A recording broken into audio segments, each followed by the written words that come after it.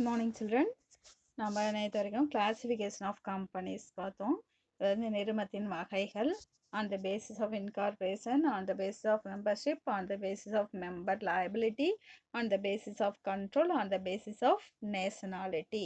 அதாவது உருவாக்கத்தின் அடிப்படையில் அப்படின்னு பார்க்குறப்ப incorporation on the basis of incorporation அப்படின்னா chartered company, statutory company, association not for profit.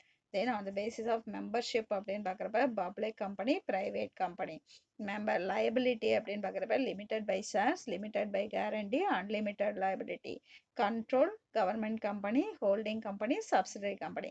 Nationality இனத்தின் அடிப்படையில் அப்படின்னு பார்க்குறப்ப domestic company, foreign company, multinational company. இதை பற்றிலாம் நம்ம டீட்டெயிலாக பார்த்தோம்.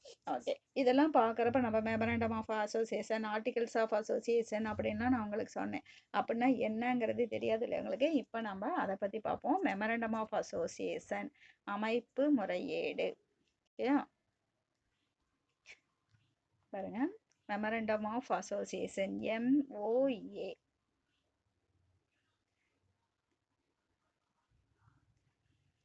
ஓகே, அமைப்பு முறையீடு அப்படின்னு சொல்கிறோம். இது வந்து a memorandum of association is a legal document prepared in a formation and registration process of a limited liability. பாருங்க, இப்படி தான் இருக்கும். அது ஃபார்மேட் பாரு, இப்படி தான் இருக்கும். சரியா? இது வந்து என்னன்னு சொல்றாங்கன்னா, அமைப்பு முறையீடு அப்படிங்கிறது ஒரு கூட்டு பங்கு நிறுவனம் முறையாக அமைக்கப்பட்டதை சான்று பகரும் ஒரு ஆவணம்.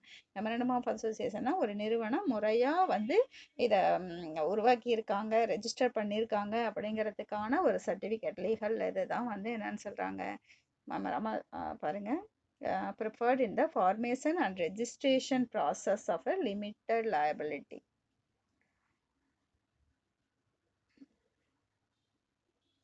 Limited liability company to define its relationship with shareholders.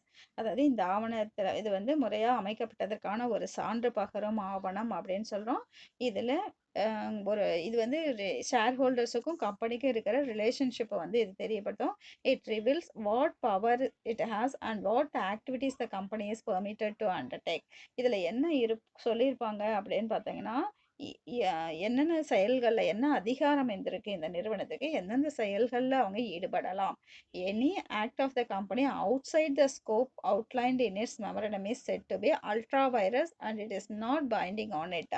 அப்போ இதில் குறிப்பிடாத, இந்த ஆவணத்தில் குறிப்பிடப்படாத எந்த செயலையும் நிறுவனம் ஈடுபட்டால் அந்த செயல் வரம்பு மீறிய செயல், அல்ட்ரா வைரஸ் அப்படின்னு வரம்பு மீறிய செயல் அப்படின்னு சொல்கிறாங்க. இதில் என்னென்ன சொல்லியிருக்காங்களோ இந்த மெமரண்டமில் என்ன பவர் இருக்குது, அந்த அதிகார எல்லைக்குள்ளே தான் அவங்க செயல்படணும். அதே மாதிரி என்ன ஆக்டிவிட்டிஸ் அவங்க செய்யலான்னு சொல்லியிருக்காங்களோ அந்த செயலில் தான் இவங்க ஈடுபடணும். அதை தாண்டி செஞ்சாங்க அப்படின்னா அது வரம்பு மீறிய செயல், அல்ட்ரா வைரஸ் ஆக்டிவிட்டிஸ் அப்படின்னு சொல்கிறோம். ஓகே, தென் எல்லை மீறிய செயல் அப்படின்னு சொல்கிறோம்ல, இது வந்து நிறுவனத்தை கட்டுப்படுத்தாது. Okay, it is the constitution of a company in its relation to the outside world. இந்த ஆவணம் வந்து நிறுவனத்திற்கும் வெளியாருக்கும் இருக்கிற தொடர்பினை சொல்லுது. இது ஒரு பொது ஆவணம். வெளிநபர் யாராவது நிறுவனத்தோட வியாபார உறவு கொள்ள விரும்பினால் அமைப்பு முறையீட்டினை முழுமையா படிச்சு அதன் உட்பிரிவுகளை தெரிஞ்சு வச்சுக்கொள்றதை தான் பார்க்கணும். இப்போ நம்ம வந்து ஒரு கான்ட்ராக்ட், அந்த கம்பெனியோட ஒரு கான்ட்ராக்ட் இல்லை அந்த கம்பெனியில் ஒரு பார்ட்னராக சேர்றாங்க அப்படின்னா முதல்ல அவங்க அந்த மெமரண்டம் ஆஃப் அசோசியேஷனை வாங்கி பார்க்கணும். ஓகே, அதில் என்னென்ன ரூல்ஸ் அண்ட் ரெகுலேஷன்ஸ் கொடுத்துருக்காங்க, என்னென்ன அவங்க செயல்படலான்னு கொடுத்துருக்காங்க, உங்களோட அதிகாரம் என்ன, அதுபடி தான் அந்த நிறுவனம் வந்து இது வரைக்கும் நடந்துட்டு இருக்குதா அப்படிங்கிறது எல்லாமே அவங்க படித்து பார்க்கணும். It is a public document. இது வந்து பொது சான்று அப்படின்னு சொல்கிறோம், ஒரு பொதுவான ஆவணம். And any person dealing with the company is presumed to have sufficient knowledge of it.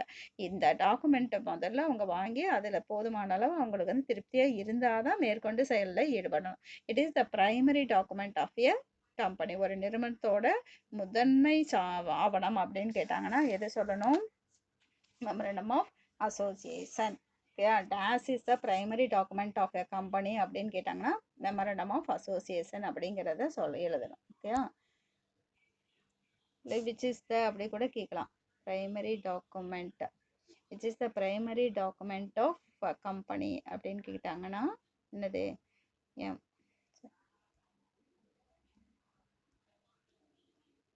Memorandum of association அப்படிங்கிறத நீங்கள் எழுதணும். சில சமயம் வந்து அவங்க ஷார்ட்டாக கூட கொடுத்துருவாங்க, MOA அப்படின்னு கூட கொடுத்துருவாங்க. அப்போ MOA அப்படின்னா உனக்கு தெரியணும். Memorandum of association. ஓகேயா? Which is the primary document of company அப்படின்னு கேட்டாங்கன்னா மெமரண்டம் ஆஃப் அசோசியேஷன். ஓகேயா? சரி, இதில் இப்போ என்னென்ன இருக்கும் அப்படின்னா, என்னென்ன கண்டென்ட் இருக்கும் அப்படின்னு பார்த்தோன்னா, ஃபஸ்ட்டு கண்டென்ட் ஆஃப், இப்படி கூட கேட்கலாம், கண்டென்ட் ஆஃப் MOA அப்படின்னு கேட்டாங்கன்னா நீ உனக்கு தெரியணும். மெமரண்டம் ஆஃப் அசோசியேஷனில் இருக்கக்கூடிய கண்டென்ட் கேட்குறாங்க, உனக்கு அது ஃபெமிலியராக இருக்கணும். ஏன்னா மெமரண்டம் இருக்குது, ஆர்டிகல்ஸ் இருக்குது, ப்ராஸ்பெக்டஸ் இருக்குது, மூணுலோட கண்டென்ட்டுமே நம்மளுக்கு லெசனில் இருக்குது. அப்போ கன்ஃபியூஸ் பண்ணிக்காமல் கரெக்டாக கிளியராக பாடுங்க. மெமரண்டம் ஆஃப் அசோசியேஷனில் வந்து என்னென்ன உள்ளடக்கம் கண்டென்ட் என்ன இருக்குன்னா, first name class. Name class அப்படின்னா பெயர் குறித்த உட்பிரிவு. அப்போ என்ன அதில் என்ன குறிப்பிட்டிருக்கோம் அப்படின்றதுனா, the name class requires to state the legal and recognized name of the company. பெயர் இந்த உட்பிரிவில் வந்து ஒரு நிறுவனத்திற்கு சட்டப்பூர்வமாக அங்கீகரித்த பெயர் குறிப்பிடப்பட்டிருக்கும். அந்த நிறுவனத்தோட பெயர் சரியா, லீகலாக ரெகனைஸ்டு நேம் வந்து அந்த கம்பெனியோட நேம் என்ன அப்படிங்கிறது அதில் குறிப்பிடப்பட்டிருக்கும். The company name is allowed to be registered if it does not bear any similarities with the name of an existing company or companies only. இது வந்து என்ன இருக்கணும் அப்படின்னா, ஏற்கனவே நடைமுறையில் இருப்பாங்கள்ல, ஒரு நிறுவனம் நடந்துட்டு இருக்கோம்ல, அந்த நிறுவனத்தின் பெயரை ஒத்திருக்கக்கூடாது. சரியா? அமைப்பு முறையீட்டில் உறுப்பினர்களுக்கு பொறுப்பு வரையறுக்கப்பட்டுள்ளதால் நிறுவனத்தின் பெயருடன் வரையறுக்கப்பட்டது அப்படிங்கிற வார்த்தை இருக்கணும். லிமிடெட் கம்பெனிஸாக இருந்ததுன்னா அந்த லிமிட்டெட் அப்படிங்கிற வார்த்தை வந்து அதில் சேர்த்துருக்கணும். ஓகேயா? ப்ரைவேட் லிமிட்டடாக இருந்துச்சுன்னா பிவிடி லிமிட்டட்னு இருக்கணும். பொது நிறுவனமாக இருந்துச்சுன்னா லிமிட்டட் வரையறுக்கப்பட்டது அப்படிங்கிற வார்த்தை இருக்கணும். ஓகே, இது வந்து நேம் கிளாஸில் அந்த கம்பெனியோட பெயர் குறித்து இருக்கும். ஓகே, அடுத்தது இடம் குறித்த அப்படின்னு பார்க்குறப்ப சிச்சுவேஷன் கிளாஸ். எந்த இடத்துல இந்த நிறுவனம் அமைஞ்சிருக்கு, இடம் குறித்த உட்பிரிவு. அதில் பார்த்தோன்னா the registered office class refers to show the physical location of the registered office of the company. இந்த நிறுவனம் வந்து எந்த இடத்துல பதிவு செய்யப்பட்டிருக்குது, எந்த பதிவு அலுவலகம் எங்கே இருக்குது, அந்த எந்த இடத்துல இந்த பதிவு அலுவலகம் அமைஞ்சிருக்குது அப்படிங்கிறது அதனோட டீட்டெயில் ஃபுல்லாக இதில் இருக்கும். அதே மாதிரி it is required to keep all the company registers in this office. இது வந்து தகவல் தொடர்புக்காக நிறுவனத்தின் பதிவு அலுவலகம் இந்த இடத்தையும் மற்றும் பதிவேடுகள் எங்கு வைக்கப்பட்டுள்ளது அப்படிங்கிற குறித்தும் தெரிவிக்கிறது. அந்த ரெஜிஸ்டர், அதாவது இந்த நிறுவனம் பற்றின டீட்டெயில்ஸ் ஏதாச்சும் தேவை, கம்பெனி பற்றி தேவையாக இருக்கும் அப்படிங்கிறதுக்காக அதனோட அந்த டாக்குமெண்ட்ஸ் எல்லாம் இவங்க சப்மிட் பண்ணியிருப்பாங்க இல்லையா, ரெஜிஸ்ட்ரேஷன் பண்ணுறப்போ ஒரு கம்பெனி ரெஜிஸ்டர் பண்ணணும் அது அப்போ நிறைய டாக்குமெண்ட்ஸ் எல்லாம் அவங்க சப்மிட் பண்ணியிருப்பாங்களே, அந்த டாக்குமெண்ட் எல்லாம் வந்து எங்கே வச்சுருப்பாங்க, அந்த ரெஜிஸ்டர்லாம் வச்சுருக்கக்கூடிய அந்த இடத்தோட பேர். ஓகே, அந்த எந்த இடத்துல அது அமைஞ்சிருக்கு அந்த பதிவு அலுவலகம் அப்படிங்கிறது இருக்கும். தென் தொழில் தொடங்குவதற்கு முன்பே நிறுவனத்தின் பதிவு அலுவலகத்தை தெரிய வேணும். அதாவது the register office should be established prior to commencing business activities. இந்த பிஸ்னஸ் ஆக்டிவிட்டி ஏன்னா முன்னாடியே தான் ரெஜிஸ்டர் பண்ணியிருக்கணும்ல. அப்போ இந்த ரெஜிஸ்டர் ஆஃபீஸில் இங்கே நாங்கள் ரெஜிஸ்டர் பண்ணோம், அதே மாதிரி எங்களோட டாக்குமெண்ட்லாம் அங்கே லீகல் டாக்குமெண்ட்ஸ் எல்லாம் அங்கே ஆஃபீஸில் இருக்குங்கிறத இவங்க முன்னாடியே சொல்லணும், தொழில் ஆரம்பிக்கிறதுக்கு முன்னாடியே. The registered office should be established prior to commencing business activities. ஓகேயா? ப்ரியர் அப்படின்னது முன்னாடியே, தொழில் ஆரம்பிக்கிறதுக்கு, தொழில் நடவடிக்கைகள் தொடங்குறதுக்கு முன்னாடியே அவங்க செய்யணும். தென் அப்ஜெக்டிவ் கிளாஸ், நோக்கம் குறித்த உட்பிரிவு. இல்லையா? The objective class refers to summarize the main objectives for establishing the company with reference to the requirements for shareholding and use of financial resources. அதே மாதிரி இந்த நோக்கம் அப்ஜெக்டிவ் கிளாஸ்ல என்ன சொல்லியிருப்பாங்க அப்படின்னா, நிறுவனத்தால் செயல்படுத்தக்கூடிய நோக்கங்கள் அனைத்தையும் இதில் குறிப்பிடப்பட்டிருக்கும். எந்த அப்ஜெக்டுக்காக இந்த நிறுவனம் கம்பெனி வந்து உருவாக்கப்பட்டது அப்படிங்கிறது, அதே மாதிரி ஷேர் ஹோல்டர்ஸோட பங்குதாரர்களின் தேவையும் மற்றும் நிதி ஆதாரத்தையும் பயன்படுத்துவது குறித்தும் இதில் விவரங்கள் இருக்கும். இவ்வளோ ஷேர் ஹோல்டர்ஸ் கிட்ட இருந்து இவ்வளோ அமௌண்ட் வாங்கியிருக்கோம், அதை எதுக்காக பயன்படுத்த போகிறோம் அப்படிங்கிறதையும் அவங்க அதில் குறிப்பிட்டிருக்கணும். It is required to state the ancillary objectives, that is those objectives that are required to facilitate the achievement of the main objectives. அதாவது ஒரு மெயின் அப்ஜெக்டிவ்ஸ் அப்படின்னு இருக்கும், ஒரு முக்கிய நோக்கம் அப்படின்னு இருக்கும், அதோட துணை நோக்கங்களும் இருக்கும். அப்போ நிறுவனத்தின் துணை நோக்கங்கள் மூலம்தான் நிறுவனத்தின் முக்கிய நோக்கங்களை அடைய தேவையான வழிமுறைகளும் விளக்கப்பட்டிருக்கும். அப்போ நோக்கங்கள் வந்து நிறுவனங்கள் சட்டத்தை மீறியோ அல்லது பொது நலத்திற்கு எதிராகவோ இருக்கக்கூடாது. அப்போ ஒரு கம்பெனியோட அப்ஜெக்டிவ்ஸ் அப்படின்னா டைரக்டாக நம்ம வந்து ஒரு இப்போ நம்ம ஸ்கூலுக்கு வரோம் அப்படின்னு நம்மளோட எய்ம் என்னவா இருக்கணும்? To score highest mark in public அப்படின்னு நம்ம நினைக்கிறோம் அப்படின்னா, அப்ப துணை நோக்கங்கள்லாம் என்ன இருக்கும்? நம்ம சின்ன சின்ன டெஸ்ட் வைக்கிறப்ப எல்லாமும் அதெல்லாம் கொஞ்சம் கொஞ்சமா படிச்சு நெறைய மார்க் வாங்கினா தான் நம்ம வந்து பப்ளிக்ல அத அச்சீவ் பண்ண முடியும். இல்ல டைரக்ட்டா நான் பப்ளிக் எழுதிக்கிறேன், மார்க் வாங்கிக்கிறேன்னு நம்ம சொல்ல முடியாது இல்லையா? அது மாதிரி தான் இங்கேயும் வந்து அந்த அப்ஜெக்டிவ் மெயின் அப்ஜெக்டிவ்ஸ் என்ன அப்படின்னு இருக்கும். அதனோட துணை நோக்கங்கள். சரியா? அதனோட சப்சிடரி அப்ஜெக்டிவ்ஸ் என்னங்கிறத அது மூலமா விளக்கியிருப்பாங்க. Then the objective should be free of any provisions or declarations that contravene laws or public good.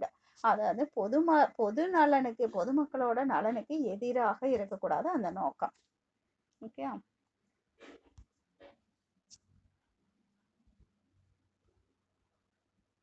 Then liability class பொறுப்பு குறித்த உட்பிரிவு.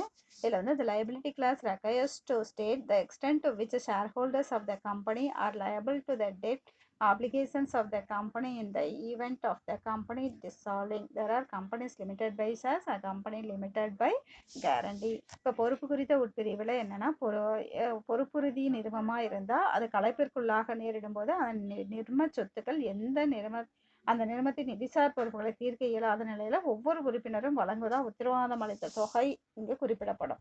அதாவது லிமிடெட் கம்பெனி லிமிடெட் பை கேரண்டியா இருந்தா, சரியா? அப்ப கேரண்டி அப்படின்னா அப்போ ஒவ்வொருத்தரும் எவ்வளோ அமௌண்ட் கம்பெனி வைண்ட் அப் பண்றப்ப டிசால்வ் பண்றப்ப எவ்வளோ கொடுக்குறோன்னு சொல்லியிருக்காங்களோ அந்த அளவுக்கு அவங்களுக்கு பொறுப்பு இருக்கு.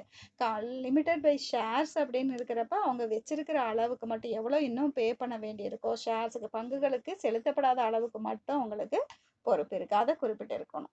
சரியா? தென் கேபிட்டல் கிளாஸ் முதல் குறித்த உட்பிரிவு. இதுல என்ன அப்படின்றத the capital class requires to state the company's authorized share capital. அதாவது நிறுவனத்தின் அங்கீகரிக்கப்பட்ட பங்கு முதல் எவ்வளோ, the different categories of shares அவங்க என்னென்ன வகையான பங்குகளை வெளியிட்டிருக்காங்க, and nominal value of the shares அதனோட முகமதிப்பு என்ன, பங்குகளோட பெயரளவு முதல் ஒரு பங்கின் குறைந்தபட்ச மதிப்பு, இது எல்லாமே அந்த முதல் குறித்த உட்பிரிவில் இருக்கும். இதில் வந்து it is also required to list the company's assets under this class. அதே மாதிரி அந்த நிறுவனத்தின் சொத்துக்கள் பற்றியும் இந்த பிரிவில் குறிப்பிட்டிருப்பாங்க முதல் குறித்த உட்பிரிவில். சப்போஸ் இப்போ வந்து இந்த மெமரண்டம் ஆஃப் அசோசியேஷனில் நாங்கள் வந்து மினிமம் வேல்யூ ஆஃப் ஷேர்ஸ் வந்து 10 rupees அப்படின்னு போட்டுட்டு அவங்க வந்து 100 rupeesக்கு அப்படி வெளியிடக்கூடாது. அப்போ மினிமம் வேல்யூவே 100 அப்படின்னு வெளியிடக்கூடாது. அப்படி வெளியிட்டாங்கன்னா அது வந்து வரம்பு மீறிய செயல் அப்படின்னு சொல்லலாம், அல்ட்ரா வைரஸ் அப்படின்னு சொல்கிறாங்க. ஏன்னா இங்கே கொடுத்துருக்கிறது மினிமம் வேல்யூ 10, அதை மீறி அவங்க வந்து என்ன பண்ணக்கூடாது, ஒரு ஷேரோட வேலை மினிமம் 10 rupees தான் கிடையாது, 100 அப்படின்லாம் அவங்க வச்சுக்க கூடாது. ஓகே. Then association clause. அசோசியேஷன்னா அமைப்பு குறித்த உட்பிரிவு. The association clause confirms the shareholders bound by the MOA are willingly associating and forming a company. இதில் வந்து பங்குதாரர்கள் தாங்கள் ஒன்றிணைந்து நிறுவனமாக செயல்பட விரும்பும் தங்களின் விருப்பத்தை இந்த பிரிவு வெளிப்படுத்துகிறது. இப்போ ஷேர்ஹோல்டர்ஸ் இருக்காங்க அப்படின்னா நாங்கள் எல்லாருமே 10 பேர் 100 பேர் இருக்காங்க அப்படின்னா நாங்கள் எல்லாம் சேர்ந்து இந்த தொழிலை செய்கிறோம் அப்படிங்கிற அவங்களோட விருப்பத்தை இதில் தெரியப்படுத்தியிருக்கணும். அதில் it is required 7 members to sign on MOA for public company. இதில் வந்து பொது நிறுவனமாக இருந்துச்சு அப்படின்னா 7 பேர் இதில் கையெழுத்து போட்டிருக்கணும். அதே தனி நிறுவனமாக இருந்தால் 2 பேர். not less than 2 people for a MOA of the private company. Public limited company-யாக இருந்தால் 7 members, not less than 7, and private limited-ஆக இருந்துச்சு அப்படின்னா minimum 2 members இருக்கணும். The signing must be done in the presence of witness who must also append his signature. அதே மாதிரி இவங்க 7 பேரும் வந்து அவங்க இஷ்டத்துக்கு எங்கேயோ தெரியாத இடத்துல அப்படி இருந்தெல்லாம் போடக்கூடாது. எல்லாமே அமைப்பு முறையில் சாட்சிகள் முன்னிலையில் கையெழுத்திடணும். இவங்க கையெழுத்து போடுறப்ப அங்கே 2 பேர் பொதுவான ஆட்கள் இருப்பாங்க. அவங்க முன்னாடி தான் 7 பேருனா 7 பேர், இல்லை 2 பேர்னா 2 பேர், அவங்க முன்னாடி தான் நாங்கள் இந்த இதுக்கெல்லாம் ரூல்ஸ் அண்ட் ரெகுலேஷனுக்கு கட்டுப்பட்டு நாங்கள் இந்த தொழிலை செய்கிறோம் அப்படின்னு எங்கள் முழு மனதோட விருப்பத்தோடு தான் நாங்கள் செய்கிறோங்கிறத சாட்சிகள் முன்னாடி அவங்க கையெழுத்து போடணும். ஓகே சில்ட்ரன், விட்னஸ் அப்படின்னு என்னது, சாட்சிகள். ஓகேயா? இதுதான் வந்து மெமரண்டம் ஆஃப் அசோசியேஷனில் இருக்கக்கூடிய கண்டென்ட். என்னென்ன இருக்கும்? ஃபஸ்ட்டு நேமு, கம்பெனியோட நேம் என்ன அப்படிங்கிறது இருக்கும். நேம் கிளாஸில் குறிப்பிட்டிருப்பாங்க. அதே மாதிரி சிச்சுவேஷன் கிளாஸ்னால் அந்த இடம் எங்கே இருக்குது, எந்த இடத்துல இருக்குது, ரெஜிஸ்டர் ஆஃபீஸ் எங்கே இருக்குது. அப்ஜெக்டிவ் கிளாஸ் அப்படின்னு பார்க்குறப்ப நோக்கம், எந்த நோக்கத்திற்காக இந்த தொழில் தொடங்கியிருக்காங்க அப்படிங்கிறது. தென் லைபிலிட்டி கிளாஸ் பொறுப்பு அப்படின்னு பார்க்குறப்ப அது லிமிட்டட் பை ஷேர்ஸா லிமிட்டட் பை கேரண்டியா அப்படிங்கிறது அங்கே குறிப்பிடப்பட்டிருக்கும். கேபிட்டல் கிளாஸில் எவ்வளோ ஷேர்ஸ் அவங்க ஆத்தரைஸ்டு ஷேர் கேபிட்டல் எவ்வளோ, அதே மாதிரி என்னென்ன kind of shares, minimum value of ஒரு ஷேரோட மினிமம் வேல்யூ எவ்வளோ, தென் லிஸ்ட் ஆஃப் அசட்ஸ் கம்பெனியோட asset. Okay. Then association clause அப்படின்னு பார்க்குறப்ப அமைப்பு கொடுத்த உட்பிரிவு அப்படின்னு சொல்கிறோம். இது வந்து அவங்க எல்லாருமே நாங்கள் விருப்பப்பட்டு தான் இந்த தொழிலை செய்கிறோம் அப்படிங்கிறதுக்கான சாட்சிகள் முன்னிலையில் பப்ளிக் கம்பெனியாக இருந்தால் 7 மெம்பர்ஸும், ப்ரைவேட் கம்பெனியாக இருந்தால் 2 மெம்பர்ஸும் சைன் பிஃபோர் விட்னஸ்.